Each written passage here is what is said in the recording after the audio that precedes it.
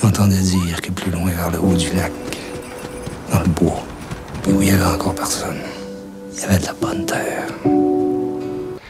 Bonjour tout le monde, une fois n'est pas coutume, on va parler aujourd'hui d'un film québécois. Il s'agit du film Maria Chapdelaine.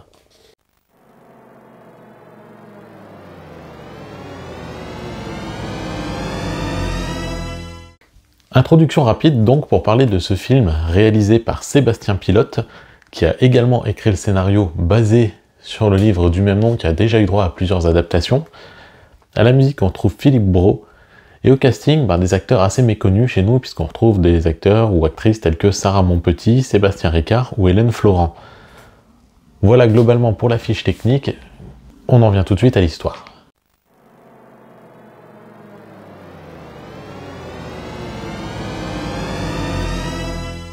Alors l'histoire c'est celle de Maria, une jeune fille de 17 ans, qui vit dans le Québec rural en 1910, et au fur et à mesure du film, elle va définir sa vie en fonction des événements qu'elle va vivre. Quelque chose d'assez classique, mais plutôt bien foutu, on va voir pourquoi dans mon avis.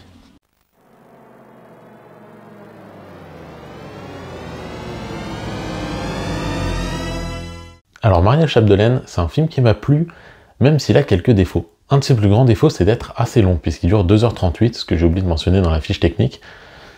Il est d'ailleurs sorti en 2021, pour information. Je l'avais oublié aussi. Et en 2h38, le film essaye de retranscrire le roman qui a tout du roman historique, un peu comme on a l'habitude de lire, que ce soit ces romans historiques qui se passent très souvent plutôt du côté anglais, du côté souvent même de la monarchie ou des ducs et duchesses anglaises. Mais ici, ça va se passer donc dans le Québec rural avec des acteurs québécois, donc je vous le dis tout de suite, si vous supportez pas l'accent québécois, ce qui est le cas de certaines personnes, pas le mien personnellement, ça sert à rien de regarder le film, on est totalement là-dedans. Le film n'est pas sous-titré ni autre, donc c'est vrai que parfois il peut y avoir quelques expressions un peu difficiles à comprendre par chez nous, mais ça rend le film encore plus authentique, et ça lui donne une force supplémentaire, une différence par rapport à d'autres films du genre. Après là, un de ses gros défauts, ça va être qu'il est par moments assez lent, notamment certains plans sur lesquels il va s'attarder étonnamment longtemps, alors que c'est pas forcément très utile. C'est vraiment son plus grand défaut, mais sur un film de 2h38, ça se ressent énormément. Au-delà de ça, la mise en scène n'est pas particulièrement inspirée, elle est propre, elle est classique, mais elle n'innove pas, elle n'apporte rien de nouveau au genre, et c'est ces petites choses qui vont poser souci, c'est que globalement c'est un film qui n'apporte rien de nouveau, mais qui raconte quand même une histoire intéressante avec une jeune fille qui va finalement grandir, qui va évoluer, et qu'on va voir au travers de plusieurs années. On va voir ses aventures, on va voir ses difficultés, notamment dans ce Québec qui est, selon les plus anciens de ce monde-là, un Québec plus facile que celui d'avant, mais les jeunes forcément se plaignent de leur situation. C'est ce qui se passe tout le temps, et c'est ce qui se passe dans Maria Chapdelaine, qui est un film que je vous conseille de voir si vous aimez le genre.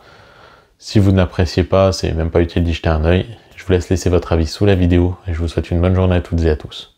Vous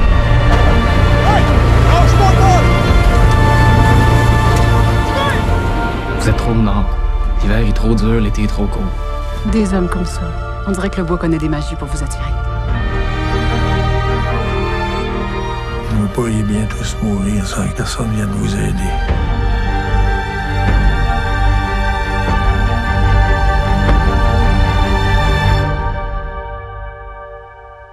Je pense que depuis le commencement du monde, il n'y a jamais eu un printemps comme ce printemps-là.